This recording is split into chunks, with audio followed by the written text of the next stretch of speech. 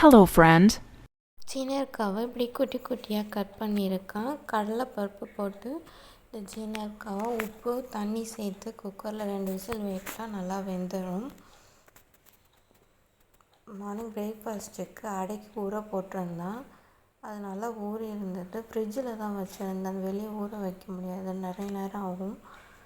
ஃப்ரிட்ஜில் ஊற வச்சுருந்தா நல்லா ஊறி வந்திருக்கு. இதை அடைக்கி அரைச்சிக்கலாம். இதில் பிஞ்சு சீனவர்க்காவை குழம்புக்கு ரெடி பண்ண போகிறோம்.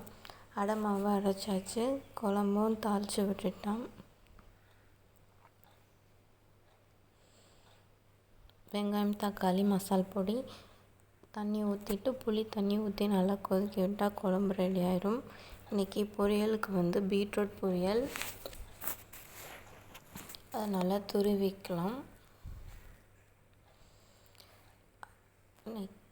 அடை, அந்த சீனவர்க்காய் குழம்பு, லஞ்ச் பாக்ஸுக்கு ஒயிட் ரைஸ், சீனவர்க்காய் குழம்பு, பீட்ரூட், ஒரு உளுந்து லட்டு, முறுக்கு ஸ்நாக்ஸுக்கு.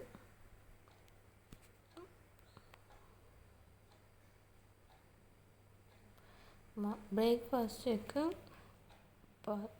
சீனவர்க்காய், ஒரு அடை தோசை, பைனாப்பிள், பப்பாளி. தேங்க்யூ, பாய்.